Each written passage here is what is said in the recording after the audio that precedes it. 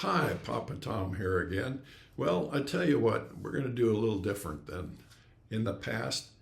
We're going to continue on with the previous program where I was telling you a little bit about myself and how I went through elementary school, four or five different high schools.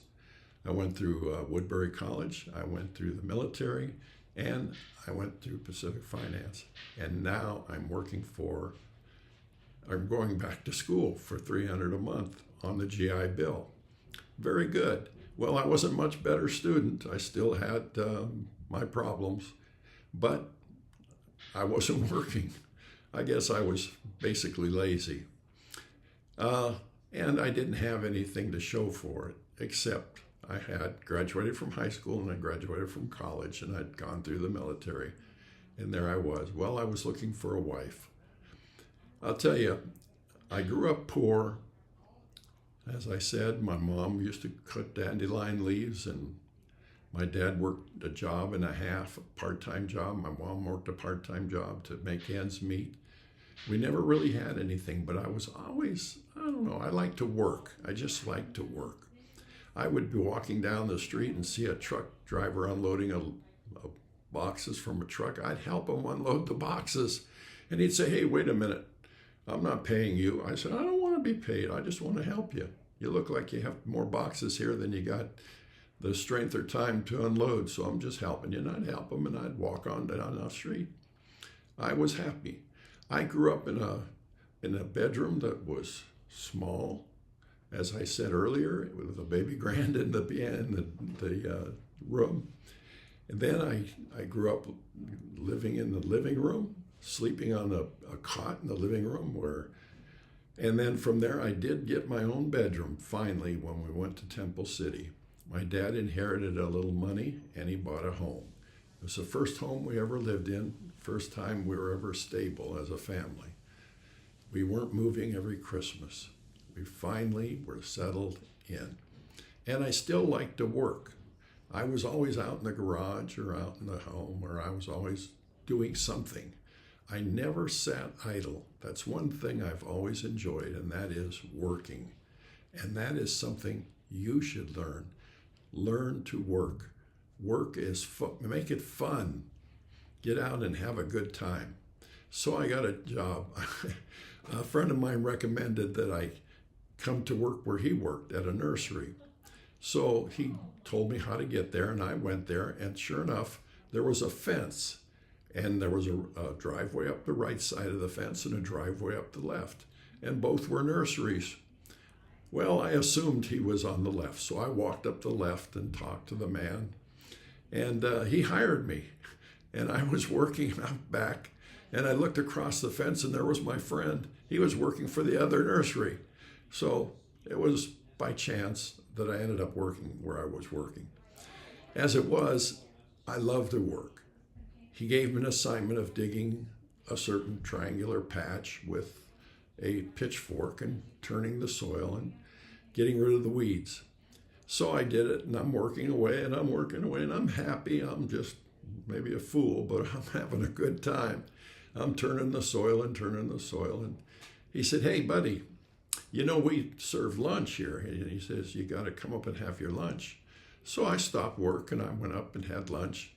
And when lunch was over, I'm sitting there and he's standing there and I'm sitting there and he's standing there. And he says, "Well, go back to work." I said, "Well, I'm done with the assignment you gave me." He said, "You couldn't be. Come on, let's go back and take a look." So we walked back. And sure enough, not only had I done what he requested, I had done extra. And he was stunned. He says, "My God, you have a good work ethic. You really turn the soil," pardon the pun. And I worked for that man for many years, and he was so grateful that I worked so hard. Every time he gave an assignment, I worked at it. I made it a point to get the job done and get it done right and get it done efficiently. And he appreciated that. That when I went off to school, he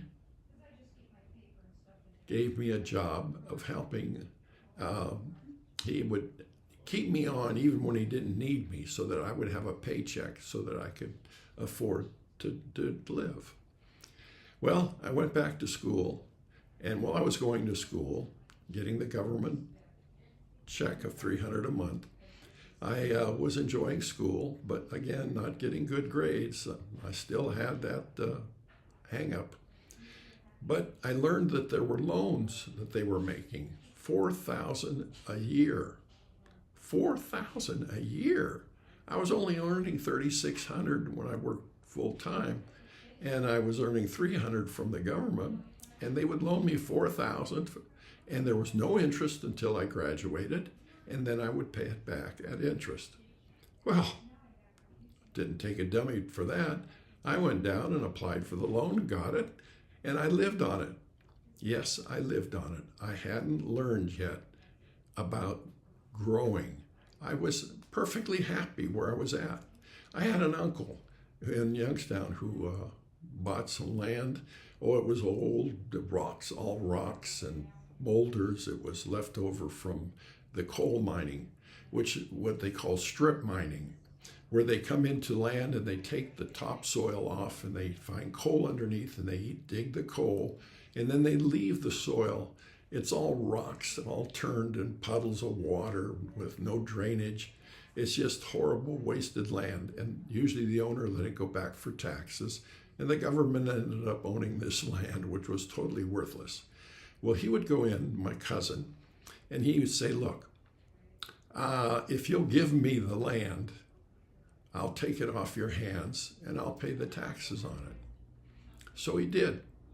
And he started collecting junk cars. People would have a car that was totaled in a wreck.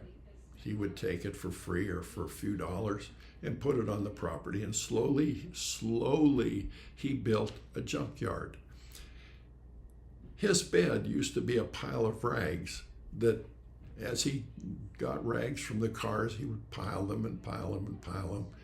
In Youngstown, Ohio, it snowed in the winter. Well, he slept on that pile of rags, and he had a little stove that he put coal and wood in and kept the place warm. And I always envied him that because all I had was a cot in a room. And he had this nice, comfortable pile of rags and a nice little warm stove, and it was all his. And I envied him that. And I thought, boy, that would really be an upgrade for me from where I was at.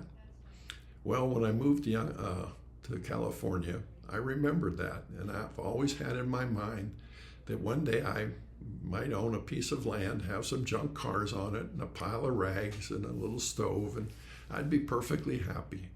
I was very happy. So I went to school, I graduated, went on, and I had this debt, but I had no assets. I hadn't learned it. All I knew was I liked to work. I liked to work. Well, I went around looking for a job, and there were no jobs to be had that paid anything. And then one day, one fella happened to mention to me that the government had come out with a new law that any cable company had to originate television programs.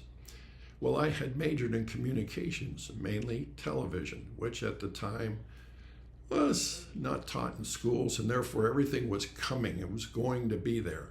I went to Fullerton. They had a studio, but no teacher, because they had all of the cameras and the studio equipment, the lighting and everything, but no teacher. And here come a student who majored in television communications. So they gave me the whole place for myself, and I went in and fooled around with all the equipment all by myself.